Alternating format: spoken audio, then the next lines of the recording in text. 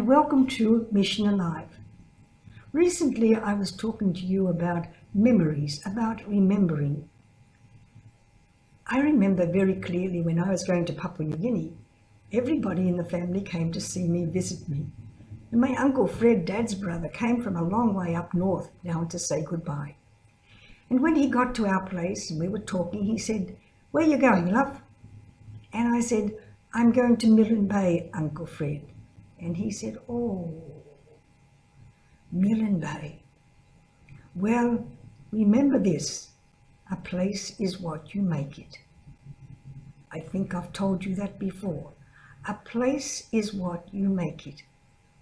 He was remembering a Milne Bay that was very, very awful, where they had no medication, where they were really, really sick with malaria, where they didn't have enough food, where the Japanese were taking over, where the enemy was stronger than they were, where they were called upon to fight to drive the enemy back, and they did. It was the first big defeat in the Pacific, the first time that the Allied armies had really made a positive mark.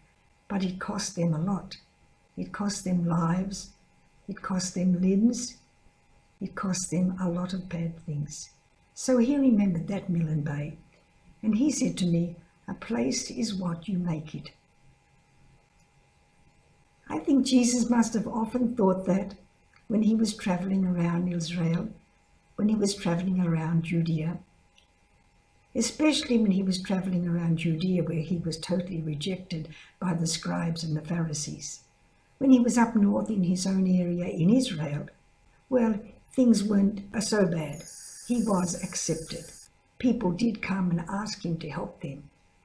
All the people who came to ask Jesus to help them, if you look in the New Testament, come from Israel, not from Judea. He did cure people in Judea. He cured the man born blind.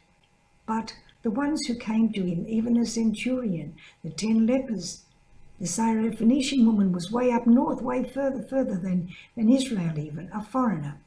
They all came from the north. So the apostles had memories. And their memories they wrote down in the New Testament. This was how they remembered Jesus. They remembered him as a man who got tired. They remembered him as a man who had nowhere to lay his head, as a man who gave food to the hungry, a man who accepted children, laughed with them and sat them on his lap, a man who stopped a poor widow when she was taking her son to be buried and gave him back to her alive. A man that helped anybody who came to him, even Pharisees. When Jairus the Pharisee came to Jesus, Jesus helped him. People in the synagogue on a Sunday, on the Sabbath, their Saturday, Jesus helped them. Jesus had memories. And the apostles had memories, and they wrote those memories down. While a place is what we make it, often we are what our memories make us. We can remember the bad, the awful, the horrible things that happened to us, or we can remember the positive things that happened to us and let them change our life. Not to become hard and bitter and miserable and mournful because this happened to me, this happened to me, this happened to me. But to remember, yes, this happened to me. I remember. I remember when these people helped me. I remember when these people gave us food.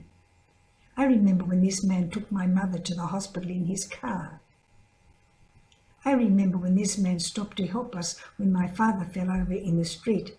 He stopped and picked my father up and put him in the car and took him home. I remember those things. I remember my father saying, "Now I have changed my mind about that kind of people. I didn't think that kind of people would help me. And yet today, when I fell over in the street, they were the first ones to stop. Foreigners they were. They stopped, they picked me up, they put me in the car. I said to them, 'No, I can walk now.' They said, 'No, we will take you home. Where do you live?' 'I live just down the street, I can walk.' 'No, get in the car.'